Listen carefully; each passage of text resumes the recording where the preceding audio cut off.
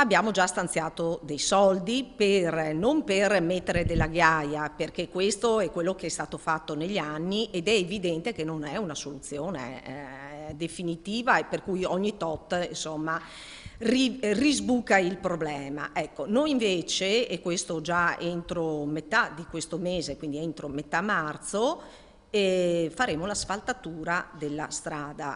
L'amministrazione di Mogliano promette ai residenti di via Mazzocco che in poche settimane la strada, ormai impraticabile e al centro di proteste da anni e anni, tornerà percorribile. Si tratta di una strada che porta a un nucleo di case, perché è una parte comunque popolata ed è per quello che va adeguatamente servita, e quindi io credo che sia una questione proprio di poche settimane e la strada finalmente in maniera definitiva sarà strada in tutti i sensi, quindi avrà un'asfaltatura, sarà percorribile in bici, a piedi e in macchina. La protesta dei residenti però ha portato alla luce una vicenda su cui il sindaco in persona promette di voler andare a fondo. C'è stato un rifiuto da parte di un infermiere, da quello che mi viene scritto, e lo appurerò, ad andare a portare le proprie cure, ad eseguire addirittura un prelievo presso l'abitazione di una concittadina che è impossibilitata a muoversi. Ecco, io credo che questo sia un fatto grave. È vero, ci sono delle buche,